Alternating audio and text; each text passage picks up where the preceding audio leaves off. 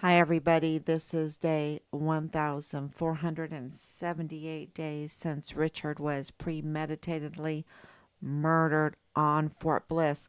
Richard was never missing. They've always had him. They've always had him, y'all. And he was premeditated. This is a code red, okay? So, we don't have his remains. Why? Because they tried to uh, hide his remains. And that's why he was so brutally treated. His corpse was so brutally treated. So let me go on here and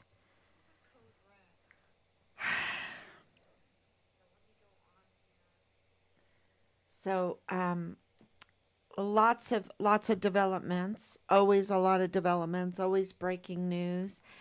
And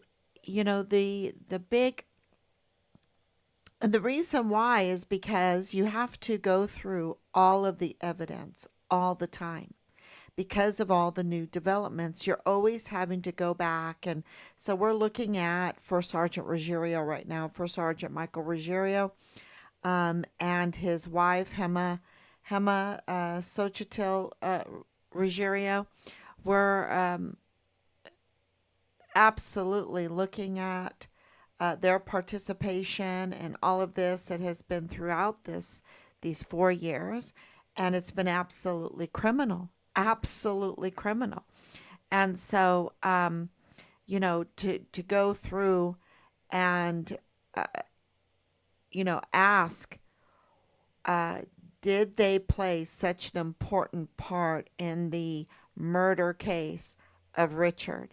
Not just the murder case, but also the retaliation, the absolutely negligence in the unit, the abuse of power in the unit, the abuse of power and retaliation against a whistleblower, the harassment that caused, all of that retaliation that escalated. And I don't even know if it was an emotional thing. Um, they could not discredit Richard. That is what we have proven with all the evidence, and the reason why we've been looking at the retaliation against Richard is because part of these receipts, since he was declared murdered on Fort Bliss by the United States government, is to do something we've been wanting to do from the very beginning, and that is to rescind the retaliation, to rescind the retaliation that he had to go through.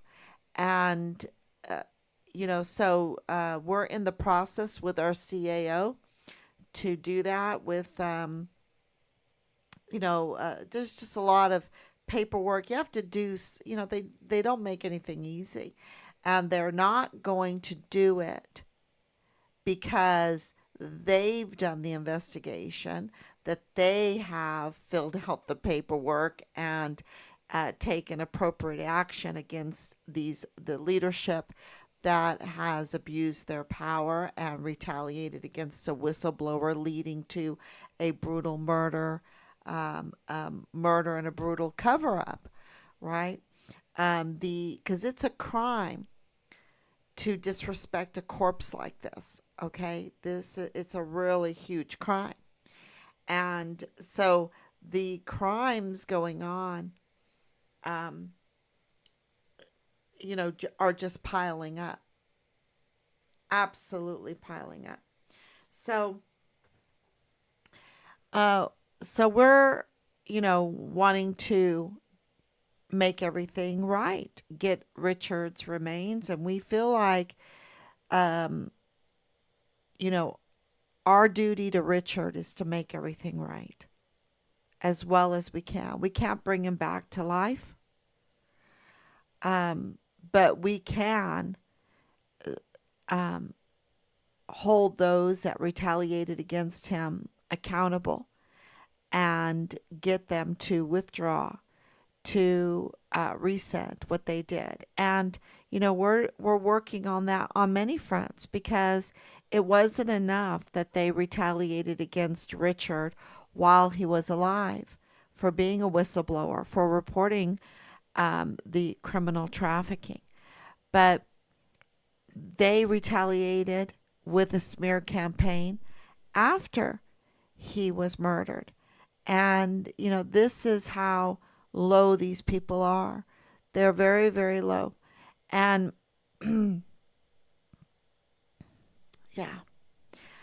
So take a deep breath, right? Take a deep breath. Um, so we want to make it right for Richard.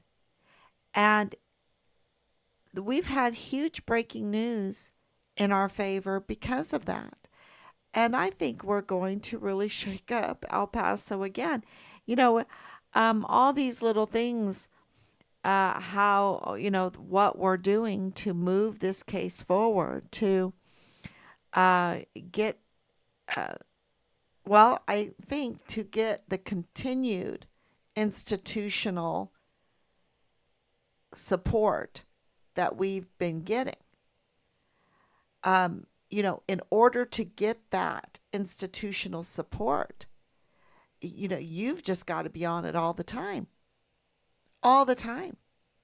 Otherwise, they grow complacent very, very quickly. And so, or they cover up or whatever they're doing. They're up to no good anyway. They're up to no good. So you have to drive them to do their duty, and then you have to keep on them doing their duty. And, a lot of the work you have to do for them. You have to do a lot of the work for them. So here we want to make it right for Richard, and have his rank reinstated, have that official. And what did we discover? See, this is what is so amazing about this, is you might develop, and I want to talk to parents or loved ones of victims like this. Try not to get discouraged that you have to do so much of this work, because when you do it, you honestly are searching through the information and you discover things. If they were doing it, they would only tell you what they needed you to hear. But when you're doing it yourself, you get the bigger picture. And in that bigger picture, you discover more violations and criminal activity. And that's why there are so many active and ongoing state and federal investigations going on, because during these 4 years, we have exposed more and more criminal activity. And, Richard's case is a little bit different than normal cases. Of course, it's because it's connected to the Walmart mass shooting case. But then there's something that has in common, that is not in common with other cases. And it is that the sources used by the law enforcement, the sources used by the media, were the prime suspects in the murder of Richard, were the prime suspects in this murder case. Now that is a wowzer. That's a huge wowzer, and I have to repeat that again. The sources used to discredit Richard, to smear Richard, to discredit our family, to discredit witnesses, to intimidate witnesses, to tamper or I should say obstruct justice in Richard's case, to absolutely put out false information, those sources who are criminals, right? They're confirmed criminals. They have been used as sources, and they are the suspects in Richard's um, murder case. And I should say in Richard's retaliation and capital murder case. Because Richard's case has been going on for a long time. It started way before he was murdered. Because this is retaliation against a whistleblower. They absolutely knew. And don't forget, Richard wanted to be CID.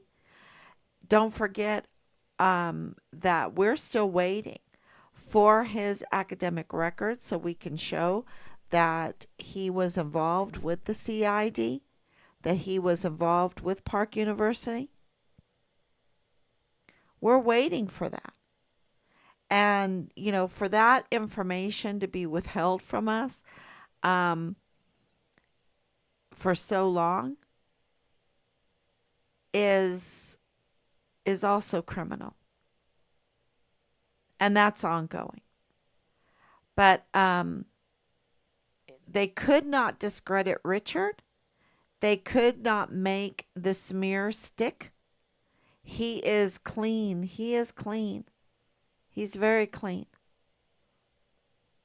And we're very grateful for that, because you shouldn't have to be sparkly clean for the military to give you justice, to have your back. And with Richard's case, if any little thing was wrong, they would have just pounded and pounded on it. But they don't have it. And when we received the body cam video, when we gave them the other evidence that we have, then the Board of Inquiry declared Richard murdered on Fort Bliss. And and the paperwork has Fort Bliss on it.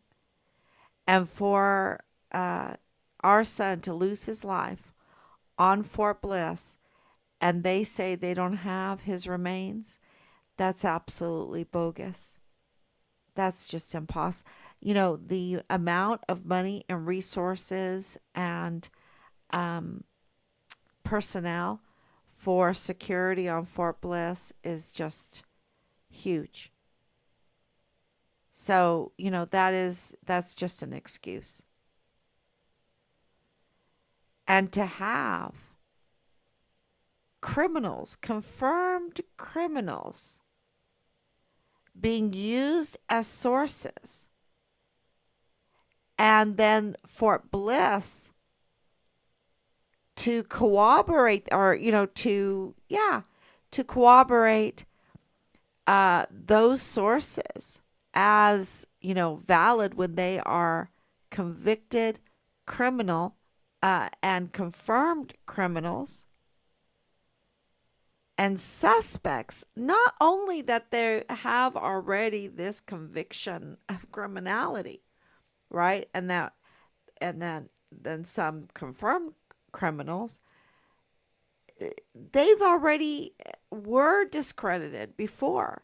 But then on top of that, they are absolutely involved in Richard's murder case. They are prime suspects in Richard's murder case.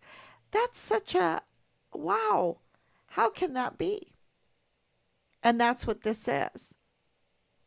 And Bob Moore is participating in that. Angela Kachurga is participating in that.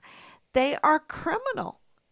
They're absolutely criminal. Natasha Paloma participated in that. She's absolutely criminal. And so when Sean Bernabe, the commanding general of Fort Bliss, said, okay, well, I want to have a press conference and I only want to have a few a few chosen journalists, then you absolutely understand why. He only wanted the journalists that would use the unreliable sources, the criminal sources, the prime suspects in the murder of Richard's case as sources to intimidate witnesses, to smear witnesses, to smear Richard, to smear Richard's claims in his whistleblowing reporting, to smear Richard's good name, to smear his family. And that those prime suspects just happen to be, Leilani Hart and Dallas Hart, her son. That's Delta Battery 143 platoon leader. So very, very connected. And to talk about First Sergeant Ruggiero, and I know he lost his First Sergeant status, and I'm hoping he got in bad trouble, but I don't think so. I think he got a job out of it. I think he got a job, just, play the game and get a job, or, manipulate things because his wife is a self proclaimed witch. Um, so, that's not me saying it. She's saying she's a self proclaimed witch. And anyone that says that they're a witch, um, I don't know. In my book, you just don't go there. But she does. And yeah, wow. Um, and they're trying to protect, just like Kelly Gain. Kelly Gain is trying to protect, um, her family ties in all of this that have been absolutely criminal. Absolutely.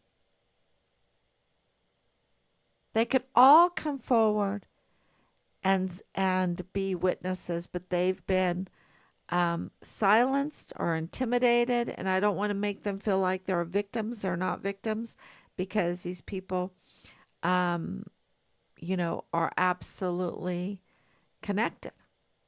They associate. They associate. Um, so I think that is the really, really big news is that going forward to get Richard's rank reinstated is is looking very, very good, very good, and we've discovered um, even more on top of that. So that is going to be really powerful. We already put it in our first complaint, and we'll start describing it to you in the coming days. So I just want to say thank you so much for coming on. I know it's a Saturday night, and you know, um, but this is important.